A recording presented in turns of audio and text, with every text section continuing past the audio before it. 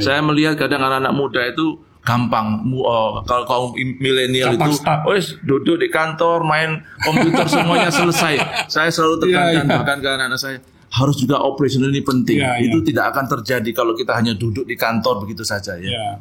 Yang mereka lihat biasanya perusahaan yang sudah besar-besar di dunia ya, padahal itu berapa persen? Mungkin itu cuma 0,0000 sekian persen aja. Mungkin juga bisa berhasil ke beberapa orang ya, dan juga mungkin skalanya sangat kecil. Skalanya juga nggak besar ya. Tapi kalau kita mau betul-betul besar ya itu butuh suatu extra effort ya.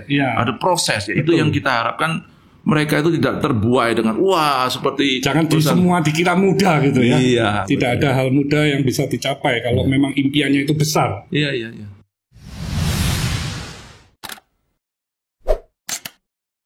Apa yang sudah dilakukan dari sisi ESG-nya, Pak?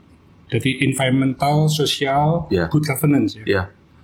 Tentu isu-isu ESG ini kan sekarang ke depan itu menjadi isu yang penting ya. Kita tentu akan menjalankannya. Kalau bicara compliance segalanya itu sudah kita social compliance sudah jalan. Bahkan sekarang kan yang isu yang paling gencar sekali di tahun-tahun ke depan adalah isu-isu mengenai green ya. Jadi apakah kita pakai solar energy ya, kemudian bahan baku kita apakah catnya mungkin water based dan segala macamnya, itu yang tidak merusak ya betul ya. Itu yang sedang kita garap tuh. Tentunya kita punya mimpi juga bahwa bukan hanya cuman dari kualitas, dari harga, dari delivery, tetapi kita akan komit ke suatu green industry ya. Suatu komitmen yang kita harus jalankan supaya kita mempunyai seperti istilahnya zero emission industry ya. Itu mimpi kita akan menuju ke sana. Wah, ini kalau ngomong cat mesti nantinya bisa support Avian Paint juga. Sangat bisa. Thank you so much ini. Ini brother yang baik. Pemakaian cat kita by the way sangat banyak. Iya, luar biasa ya. Untuk gedung, untuk mesin, untuk produk-produk yang terutama ya. Iya, betul. Nah, ini untuk ke depan ini inovasi atau bisnis apa lagi, Pak, yang mau dijalankan ini? Yang bisa untuk umum lah, yang rahasia jangan. Tetap kita sudah sepakat bahwa kita mulainya dari kayu. Jadi saya rasa kita tetap komit untuk fokus di perkayuan ini karena segmennya juga sangat besar ya. Masih banyak segmen yang bisa kita benahi lah within kayu ini ya. Jadi kita nggak perlu diversifikasi yang terlalu menyimpang. Ini aja kalau memang kita serius sih nggak ada habisnya. Jadi kita nggak boleh sampai ke bawah pikiran ataupun omongan teman-teman keluar daripada jalur ini. Kita tetap fokus diversifikasi within range-nya kita yang sekarang ada. Jadi kita tetap fokus di perkayuan. Jadi malah yang tidak kemana-mana, tapi mencari diversifikasi yang masih ada hubungan dengan core bisnis ya. Betul. Seperti ngolah limbahnya apa nggak diolah kembali? Jadi kalau serbuk ini kita sedang development produk. Jadi untuk diekspor ke Korea, di mana itu untuk ternak ya. Serbuk itu bisa dipakai untuk mungkin alasnya atau apanya ya, itu untuk peternakan. Jadi kita sudah bahkan minggu depan ini mulai ekspor perdana serbuk kita itu untuk ke Korea. Dan tentunya kita lihat bahwa pasar dalam negeri ini kan sangat menjanjikan, sangat potensial. Cuman karena COVID dan lain-lain ini yang terganggu. Tapi kalau kita lihat betul-betul sangat promising ya, sangat potensial. Dan kita juga sudah ada divisi kita yang di Integria Dekorindo, yaitu Kana Furniture ya. Kita tentu akan kita lebih tekankan lagi untuk kita emphasizing untuk lebih pasar yang lebih besar ya. Kita akan itu khusus untuk domestik ya. Domestik ya. Kalau saat ini antara ekspor dan domestik berapa persen ya? Dengan COVID ini kita ekspor masih kurang lebih 85%, bahkan domestik bisa sampai 90%. Ya, domestik masih di 10-15 maksimumnya karena COVID ini. Kesempatan ada penjualan melalui via online? Sudah kita mulai juga. Kita bahkan punya kanafurniture.com itu bisa ya, sudah kita mulai online ya. Betul. Dan kita akan juga memberikan perhatian khusus untuk pengembangan di divisi ini karena sangat potensial sih. Kalau kita lihat perkembangannya juga terus. Saat ini juga masih mensuplai IKEA? Saat ini kita enggak. Sudah enggak ya? Sudah enggak ya. Kalau sudah enggak berarti ada kemungkinan you bisa mendevelop satu supermarket mebel yang besar dong di Indonesia. Saya pikir itu bertahap ya, karena itu butuh suatu infrastruktur yang sangat besar ya. Tapi keren ya. Ya keren. IKEA itu keren. Ya. Jadi you juga tidak hanya produk-produk dari Integral, kan juga bisa ambil dari produk-produk yang sejenis, tapi you kan paham sekali mengenai furniture ya. Oh, itu menurut saya satu peluang yang luar biasa bagi Indonesia, karena IKEA ini kan kelas dunia ya. Betul, tapi IKEA dibangun puluhan tahun, bahkan mungkin sudah beberapa generasi ya, itu suatu challenge. Mungkin kita nggak sampai ke seperti IKEA-nya, tapi untuk mengekspos ke pasar ini dengan seperti kita project kemudian juga online bisnis ya melalui toko-toko, tapi nggak semasif seperti itulah, karena kita biasanya, tahu keterbatasan itu juga. Biasanya Pak Halim, saya kalau men-challenge saya punya bisnis unit ya, you harus bisa menjadi yang terbesar nomor 1 di Indonesia. Saya nggak minta dunia. Jadi kalau supermarket gitu, misalnya challenge-nya itu terbesarnya di Indonesia. Oh, ini kan kita yang lebih tahu kan. Jadi itu semestinya opportunity-nya masih besar sekali, karena dunia ini kan bulat ya. Yang di atas juga turun, yang di bawah juga akan naik lah. Jadi semua tergantung apa yang kita punya impikan dan apa yang kita lakukan sih. Saya lihat tantangan ke depan adalah untuk mempersiapkan SDM ya. Betul. Untuk menuju ke sana itu tidak gampang ya. Tentu kita harus punya orang-orang yang kompeten untuk bisa menghandle itu. Yaitu yang kita sedang terus benahi. Kita harus tahu benar-benar apa yang dibutuhkan oleh customer sekarang ini. Yang diinginkan itu apa, model-model seperti apa. Bukan yang kita inginkan, tapi pelanggan yang inginkan. Nah itu kadang-kadang nggak match itu. Yang kita inginkan, kita pikir wah ini sudah bagus, ini sudah murah. Padahal mereka ngomong ini produk apa ini? Ini nggak cocok itu untuk saya. Nah ini yang nggak match kan. Ya semuanya menurut saya melalui suatu proses. Tapi bagaimana kita bisa speed up proses itu tentu ya PR kita semuanya. Betul. Saya nggak pernah percaya bahwa kalau orang bilang, oh kerja ini gampang, selalu ada yang instan. Ada yang instan. Mungkin istilahnya no pain no gain. Kalau kita nggak mencurahkan seluruh fokus perhatian kita ke sana dan kemurahan Tuhan, perlindungan Tuhan, saya pikir itu hanya suatu impian. Saya melihat kadang anak-anak muda itu gampang, kalau kaum milenial itu, wes duduk di kantor main komputer semuanya selesai. Saya selalu tekankan bahkan ke anak-anak saya, harus juga operasional ini penting. Itu tidak akan terjadi kalau kita hanya duduk di kantor begitu saja ya. Yang mereka lihat biasanya perusahaan yang sudah besar-besar di dunia ya, padahal itu berapa persen? Mungkin itu cuma 0,0000 sekian persen aja. Mungkin juga bisa berhasil ke beberapa orang ya, dan juga mungkin skalanya sangat kecil. Skalanya juga nggak besar ya. Tapi kalau kita mau betul-betul besar ya itu butuh suatu extra effort ya. Ada proses ya. Itu yang kita harapkan. Mereka itu tidak terbuai dengan seperti jangan semua dikira mudah gitu ya. Tidak ada hal mudah yang bisa dicapai kalau memang impiannya itu besar. Karena gampang, mungkin sekarang jualan kue, jualan makanan gampang ya, dapatkan 20-30 juta. Tapi nextnya apakah bisa terus consistently growing ya, itu satu hal yang baru ya, Pak. Nah kalau Pak Halim lihat perekonomian Indonesia nih ke depannya ini. Ini menurut pandangan dari Pak Halim, you very optimistic atau bagaimana melihat ke depannya ini? Saya sangat optimis dengan kondisi yang ada di Indonesia, apalagi presiden kita ini kan sangat gencar ya. Luar biasa, membenahi semua infrastruktur dengan segala tantangannya ya, dengan segala komplain-komplain dari yang berseberang banyak pihak. Tapi kita melihat bahwa sekarang kita mau traveling begitu gampang, transportasi begitu gampang. Kita ini diberkati dengan sumber bahan baku yang sangat melimpah. Tidak seperti negara-negara lain. Vietnam bisa maju dengan memanfaatkan perang dagang dari China. Tapi Vietnam nggak punya bahan baku. Kita resource-nya luar biasa. Berarti kalau ini bisa dikonekkan antara satu dengan yang lain, itu suatu keunggulan buat kita. Dan saya rasa Presiden sudah melakukan semuanya dengan suatu analisa dan prediksi yang sangat luar biasa. Ini menurut saya sangat yakin, dan juga penduduk kita kan sudah 270-an ya. Itu kan segmen sendiri ya. Import kita juga masih banyak. Berarti harusnya kita bisa ngambil kue ini ya. Dan usia produktifnya sangat tinggi persentasenya. Beda dengan di Cina. Kalau Cina rendah sekali. Jadi growth-nya ini ini masih menurut saya masih luar biasa ya. Bahkan produk-produk kita yang diekspor kan juga sudah sangat banyak. Berarti quality sudah no problem. Tinggal mindsetnya saja dan kesempatan untuk bisa lebih terekspos di pasar domestik ya Pak. Apalagi didukung pengusaha-pengusaha seperti Pak Halim gini, semakin cepat ya. Karena dalam masa pandemi ini, Integra ini tetap growth ya Pak ya? Ya, ini kembali revenue growth, profit juga bertumbuh ya. Ya betul. Ya ini selalu kita ini diberkati dalam tikungan-tikungan. Selalu blessing in disguise. Kebakaran kita diberkati. Setiap kali ada musibah besar, saya selalu was-was. Ini ada apa ini? Dan ternyata selalu ada kejutan-kejutan ya. Saya di pandemi ini growth berapa persen? Ya tahun lalu kita membuka kurang lebih 38%. Tahun ini pencanangan kita di 25%. Itu semua karena kemurahan Tuhan. Nggak pernah kita bayangkan sih mestinya.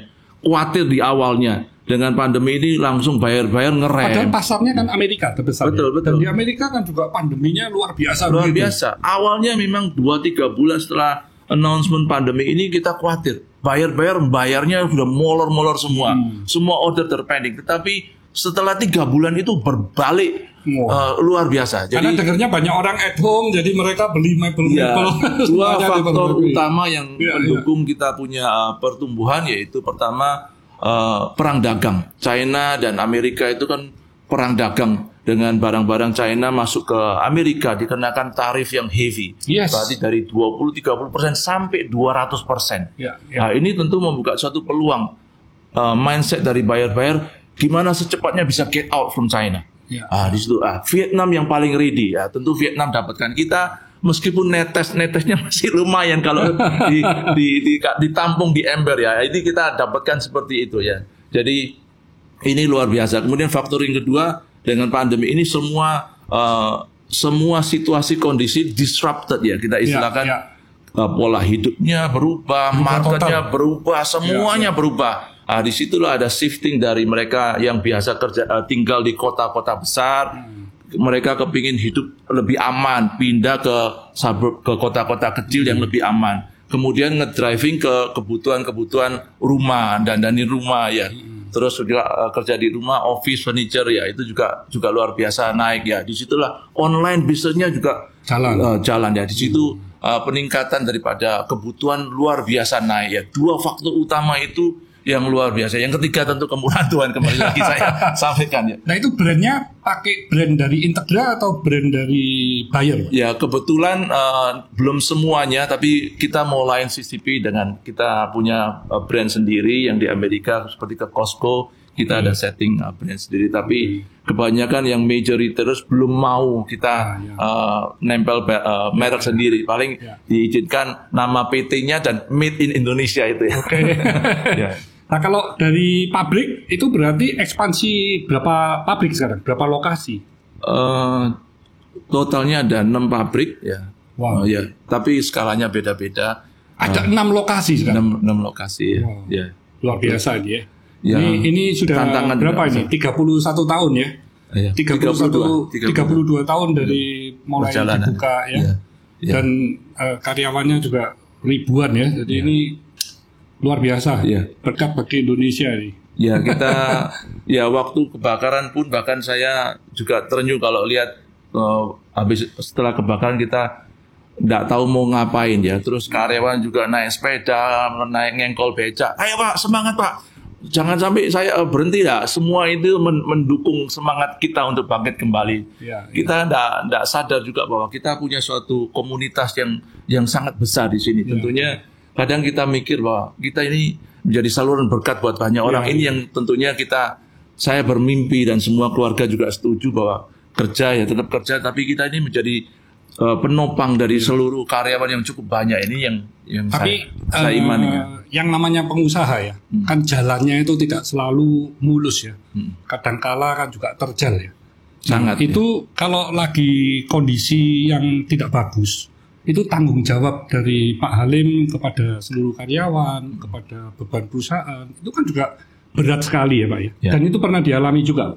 Sangat. Waktu kebakaran, waktu kita transisi COVID ya selalu ada, karena globalisasi ini banyak positif dan negatifnya. Negatifnya informasi ini cepat, jadi kalau ada hal isu-isu apapun langsung berdampak ke kita. Berarti kita sangat rentan, sensitif. Tentu hal-hal yang kira-kira sangat krusial saya selalu sampaikan ke karyawan semua, sangat transparan bahwa kita menghadapi hal seperti ini. Ya, umumnya mereka cukup mengerti dan mendukung ya. Kalau kita harus mengambil langkah-langkah ini, tolong dimengerti. Kalau ini sesaat saja, dan kita selalu bercerita bahwa tolong dukung doa, bahwa semuanya bisa kita lewati bersama. Dan ternyata semuanya mendukung itu, dan mereka juga betul-betul mengapresiasi apa yang sudah dilakukan, karena kalau perusahaan ini tutup, berarti sawah ladang kita semua tutup. Mereka mendukung ke sana. Jadi komunikasi terjadi dengan baik ya Pak ya. Lumayan ya. Tapi saya yakin ya Pak ya, banyak pengusaha, saya nggak tahu Pak Halim juga nggak. Kalau dalam kondisi terpuruk, kadang mungkin ke satu ruangan nangisnya mungkin juga nangis sendiri ya. Maksudnya benar-benar punya satu tanggung jawab yang begitu besar, tapi kok waduh ini berat sekali, seolah-olah kayak nggak bisa ditanganin. Nah itu kan nggak bisa dikomunikasikan Pak, dengan karyawan kan nggak bisa ya kita komunikasi. Wah ini saya sudah bebannya terlalu berat, mungkin nggak bisa nyangga lagi, kan nggak mungkin Pak. Mereka tetap kasih motivasi, tetap kasih semangat, tapi padahal kita sendiri sesungguhnya di dalam ini sudah loyo gitu ya. Betul sekali. Jadi masalah itu selalu tetap ada. Besar, tanggung, dan kecil itu selalu ada. Tapi yaitu dukungan daripada keluarga, saya pikir sangat penting. Istri, anak-anak juga sangat penting. Di mana seperti Pak Hermanto yang sampaikan itu, kita yang harus menghadapi semua masalah yang besar, kecil, tanggungnya itu.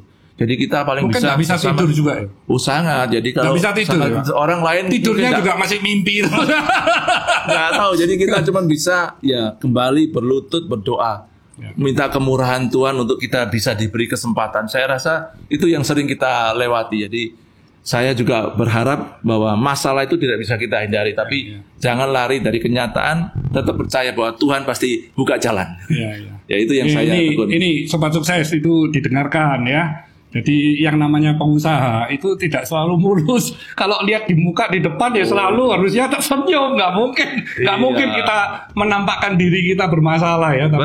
Tapi banyak sekali permasalahan-permasalahan yang harus dihadapi, yang harus diselesaikan supaya bisa dilalui tantangan-tantangan itu dan tetap bangkit kembali ya. Betul sekali Pak Hermanto.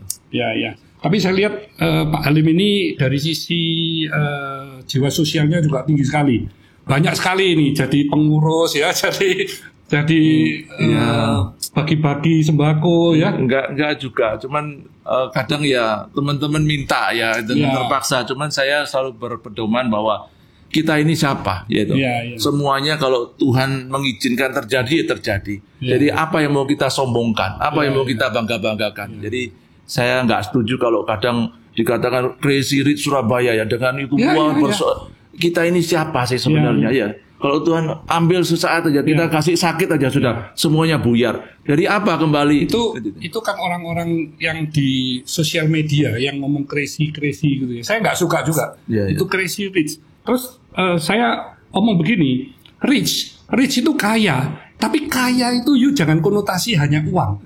Tapi bagaimana kita kaya dengan pengetahuan, kita kaya dengan pengalaman, kita kaya dengan budaya, ya kaya itu banyak hal. Jadi jangan konotasinya uang terus. Waduh, saya ngomong sama siapapun, wah saya nggak suka tuh crazy juga. Tapi tetap aja kalau di medsos itu kita nggak bisa ngelarang ya, karena itu di luar dari kita punya. Iya memang saya pikir berita-berita begituan yang sangat menjual. Ya. Tapi saya pikir mestinya banyak hal-hal yang lebih bisa kita ekspos di media ya. Semua yang baik-baik ya. Bagaimana bentuk sosial dan kesadaran masyarakat itu banyak yang tidak terungkap. Tapi yang negatif itu yang lebih banyak terekspos. Tapi kalau kita seperti podcast hari ini ya, kita banyak sharing, banyak sekali tentunya sobat sukses atau milenial yang mendapat inspirasi ya. Ini kan hal-hal positif yang kita sharingkan. Oh itu nggak banyak, yang suka nggak banyak. Kalau yang gosip-gosip gitu ya, yang negatif-negatif. Nah makanya saya selalu ngomong, kalau lingkungannya itu selalu ngomongnya gosip, selalu ngomongnya negatif, akan ikut. Jadi hati-hati dengan lingkungan. Ya, saya kalau dengan teman-teman yang di sosial, di medsos di mana itu saya juga selalu memperingat. Tapi susah kan merubah orang itu kan susah. Jadi biasanya saya keluar aja dari grup, ya udahlah saya keluar aja. Karena pikiran kita ini kan nggak boleh ke arah negatif. Kita harus tetap berpikiran positif. Segala sesuatu sudut pandang juga ngelihatnya positif, sehingga apa yang kita dapatkan juga positif. Coba kalau kita semua negatif, kita dapatnya juga minus loh. Tiap hari berita-berita yang negatif. Iya, ya kita tahu aja lah, tapi jangan terlalu dalam. Semua tergantung dari hostnya. Kalau hostnya mengarahkan ke sana, semakin banyak seperti Pak Hermanto, semakin banyak hal yang positif terakhir. Oh, tapi nggak banyak yang suka, Yang suka itu yang gosip-gosip, terus yang mungkin ya nggak tahu lah. Banyak hal itu yang menurut saya nggak ada gunanya gitu. Itu yang akan membedakan podcastnya Pak Hermanto dengan yang lain. Ya, saya ingin ya milenial, terutama anak-anak muda ini semuanya bisa punya jiwa wirausaha ya, jadi entrepreneur. Dan pikirannya yang penting positif, nggak boleh banyak yang negatif. Selalu bersyukur. Wow, itu rahasia dari satu kebahagiaan.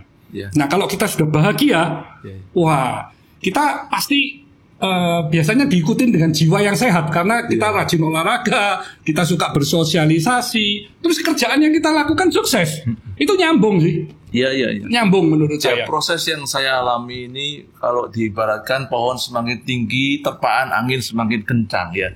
Jadi pasti masalah banyak. Nggak bisa kita hindari. Tinggal sekarang kalau kita seperti bertinju itu di jab-jab beli yang sesaat boleh, tapi jangan lama-lama. Beberapa hari teler boleh, tapi habis itu harus bangkit kembali dan percaya bahwa Tuhan pasti ada di tempat kita, mendukung kita. Itu saya pikir jangan terus berlarut-larut terlalu lama telernya itu.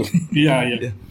Wah, ini saya masih kepikiran ini dengan yang 165.000 hektar ya, 3 kali dari negara Singapura ya. Ini Bro Halim ini luar biasa sekali ini. Dan masih sangat rendah hati ya. Saya lihat Integra ini IPO itu pada Juni tahun 2017.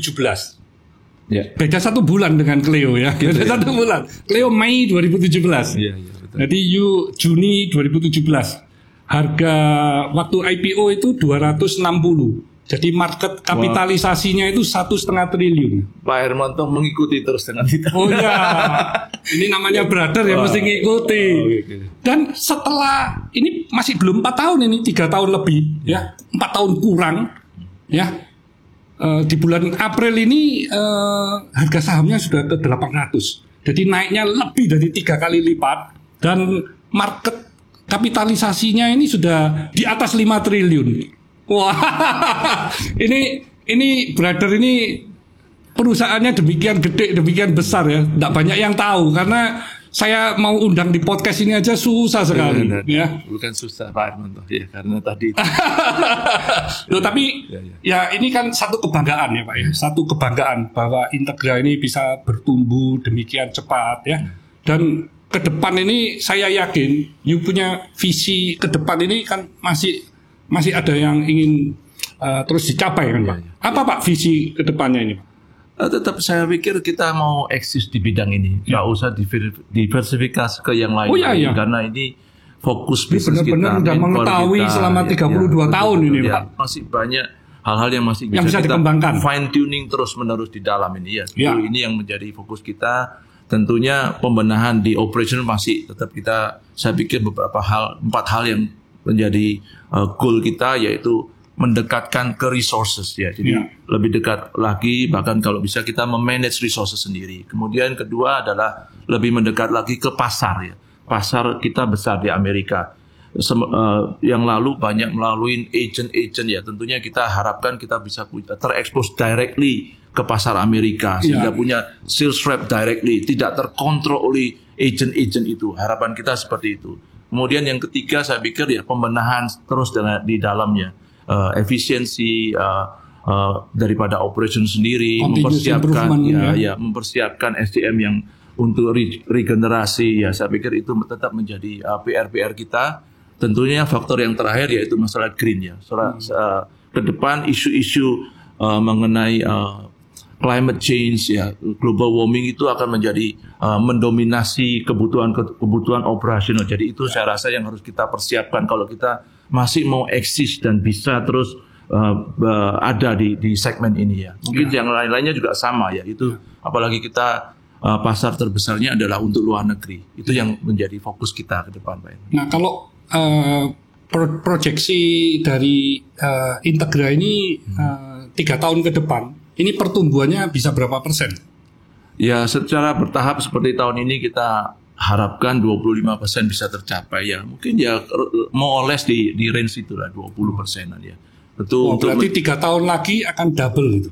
Revenue double, profit double. Ya, kita coba menganalisa, akan mengundang konsultan untuk melihat mana celah-celah yang masih bisa kita benahin. Yes. Luar biasa sekali. Yeah. Nah, kalau dari Pak Halim, makna kesuksesan itu apa? Oh, ini pertanyaannya. Sambil berjalan tentunya 32 tahun bukan masa yang singkat ya Pak. Ya. Itu dari kejadian demi kejadian, musibah demi musibah, dan kita juga ambil hikmahnya. Saya pikir industri kita ini memperkerjakan begitu banyak orang ya. Kita rasakan, tidak menutup, maksudnya tidak munafik bahwa tentu kita harus bisa menikmati hasil-hasil itu. Tapi sejalan dengan waktu ini kita punya karyan begitu banyak. Saya pikir adalah dampak ya. Kita kalau punya hidup ini harus berdampak. Yes. Saya rasakan bahwa mereka sangat bersyukur bisa dapat kerjaan. Mereka sangat berterima kasih masih bisa terus bekerja. Ini tentu menjadi suatu makna yang khusus buat kita yang mengelola bersaudara semua, bahwa hidup ini harus berdampak. Itu impian kita. Bari kita juga jangan egois. Tidak munafik, kita juga ingin menikmati hasil-hasil itu. Tapi kalau kita terus bisa consistently berdampak, tambah besar itu merupakan suatu value. Buat saya pikir usia kita juga bukan muda lagi. Mulai nabung, celengan di atas itu. Nah, mungkin seperti itulah. Wah, itu saya sangat setuju. Kalau usia, ya kita ini lagi energik-energiknya ini. Jadi saya sangat percaya kalau kita bisa punya pikiran positif, kita jaga kesehatan kita, kita masih bisa terus berkarya ya, supaya ini Indonesia punya ekonomi ini juga semakin kuat ya. Enggak juga Pak Herman, tuh kadang teman-teman kita yang seusia kadang berpikir ini waktunya ngerem, waktunya untuk slow down ya. Kadang kita yang satu berpikir terus apa kita mau slow down. Saya lihat banyak pemimpin-pemimpin dunia usianya ada 80, 90 masih tetap bisa berkarya. Saya pikir kita sangat masih dibutuhkan untuk bisa terus bekerja dan berkarya ya. Saya setuju kalau kita pasti mengurangi lah. Kita nggak mungkin kerjanya seperti waktu di usia 30 ya. Tapi pendelegasian terutama ke generasi berikutnya. Nah, ini yang harus dilakukan. Tapi perusahaan must go on. Dia tetap harus bertumbuh. Tidak boleh karena usia kita bertambah terus ikut stagnan, ikut tidak berkembang, ya decline. Kalau itu decline ya matilah. Karena mesin-mesin ini kan teknologinya terus berubah kan ya. Dengan teknologi yang berubah, you sudah tidak ekspansi, you tidak ngikutin. Cost juga naik terus. Akhirnya naik terus dan lama-lama tutup itu. Jadi itu yang harus generasi ya.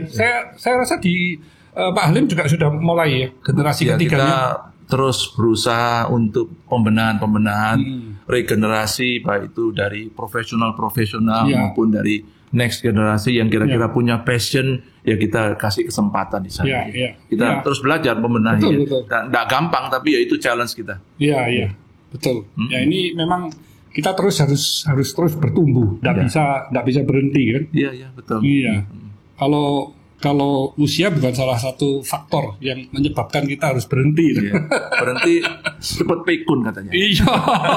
Jadi ya nanti banyak kegiatan yang kita bisa lakukan lah, kegiatan sosial mungkin yang bisa membawa makna bagi banyak orang ya. Ini yang mesti kita lakukan. Jadi kita nggak bisa berhenti memang. Kalau berhenti akhirnya cuman di rumah aja tiduran terus ya.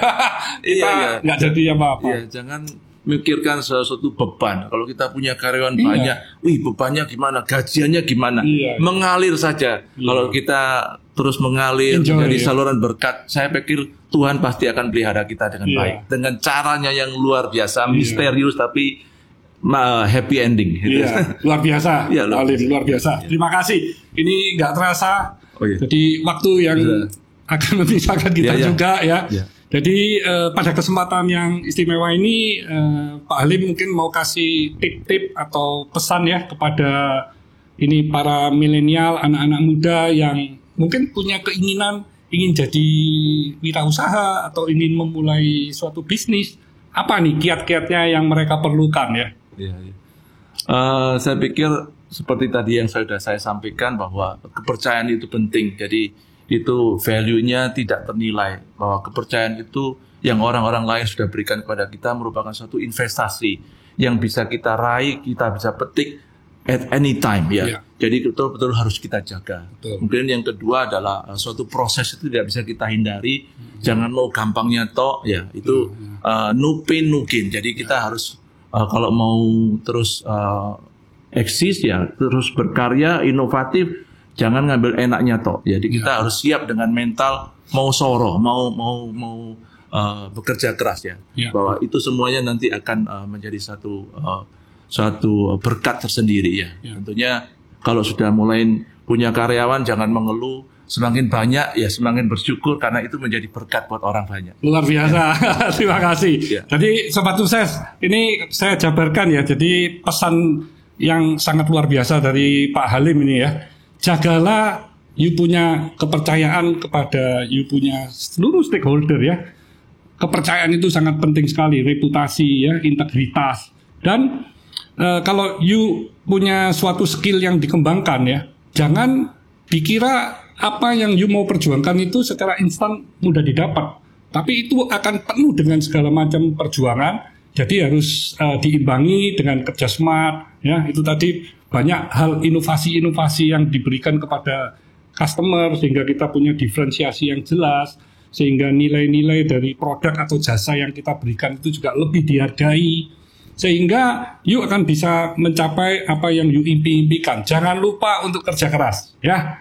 Terima kasih. Stay humble, stay positive, stay on fire.